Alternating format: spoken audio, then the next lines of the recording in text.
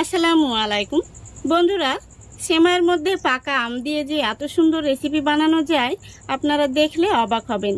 আর এই রেসিপিটা খেতে এতটাই মজার, দেখলেই বানাতে ইচ্ছে হবে।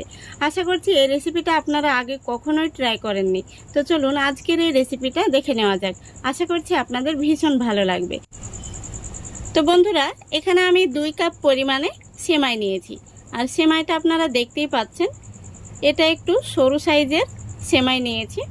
আর নিয়েছি 2টো মিডিয়াম সাইজের পাকা আম। আমগুলোকে আমি আগে থেকে টুকরো করে কেটে নিয়েছি। তো প্রথমে আমি আমগুলোকে একটি মিক্সি জারের মধ্যে নিয়ে নেব।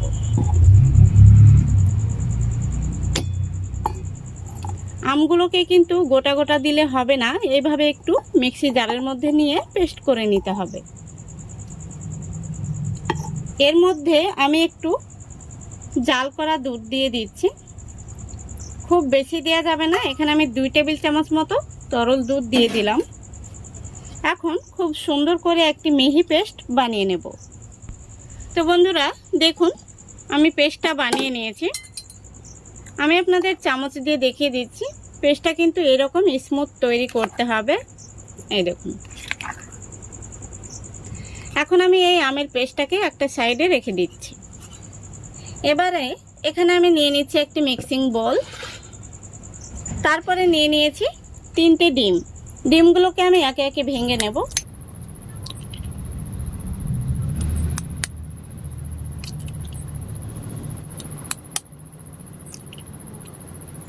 ডিমের জন্য দিয়ে দিচ্ছি স্বাদ মতো লবণ।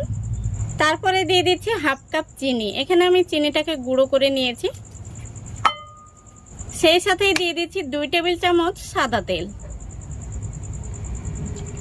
এবার আমি একটি হ্যান্ড উইচ দিয়ে খুব সুন্দর করে মিক্স করে নেব।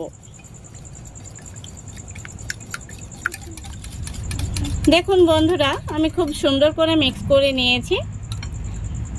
এখন আমি এর মধ্যে দিয়ে দেব আমরা যে আমের পিউরিটা তৈরি করে রেখেছি, সেই আমের পিউরিটা।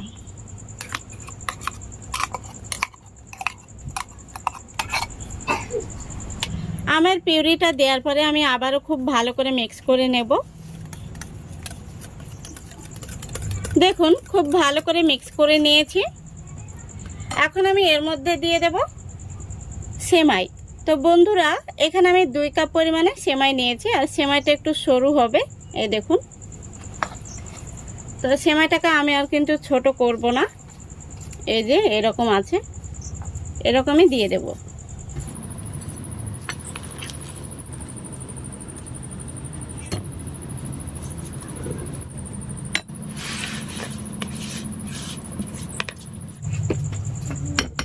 এখন আমি হ্যান্ড উইচটা তুলে নিচ্ছি।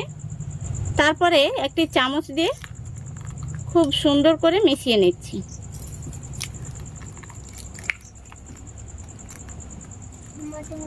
দেখুন, আমি খুব সুন্দর করে মিশিয়ে নিয়েছি। এখন আমি এটাকে ঢাকা দিয়ে রেস্টে রেখে দেব 5 মিনিটের জন্য।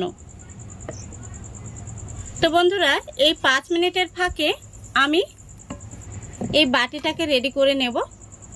এর মধ্যে দিয়ে দিচ্ছি সাদা তেল। এবার একটি ব্রাশ দিয়ে খুব ভালো করে তেলটাকে বাটির চতুর্দিকে লাগিয়ে নেব।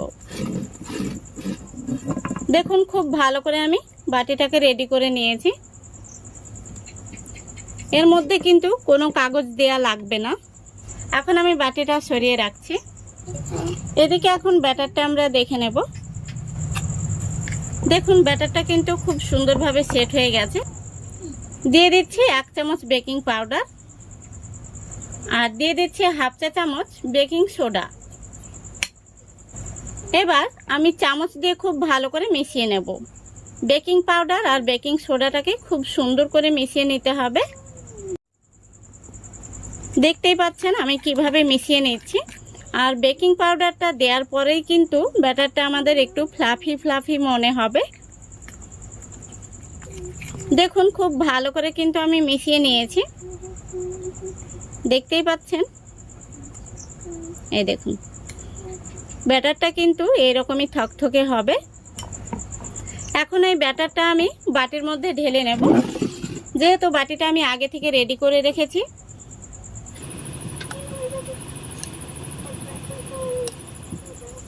দেখুন সম্পূর্ণ ব্যাটারটা আমি ঢেলে নিয়েছি। এখন আমি একটু বাটিটাকে ট্যাপ করে নিচ্ছি।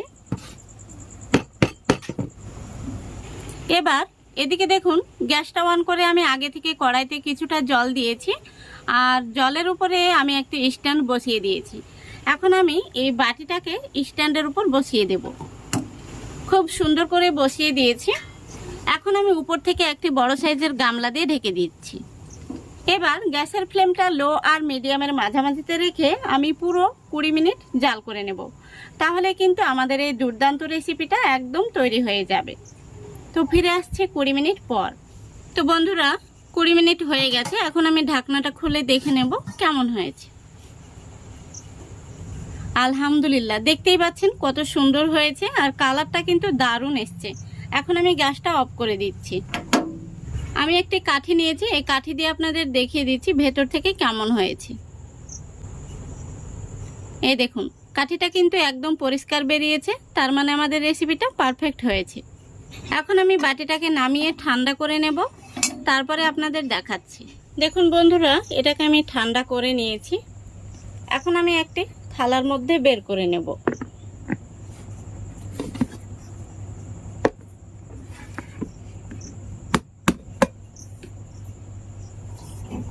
এখন আমি এটাকে কেটে আপনাদের দেখাবো কেমন হয়েছে।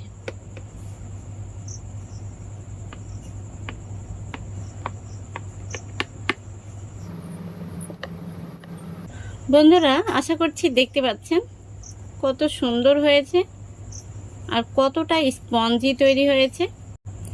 এটা খেতে কিন্তু অসম্ভব মজার, আপনারা একবার খেলে বারবার খেতে চাইবেন।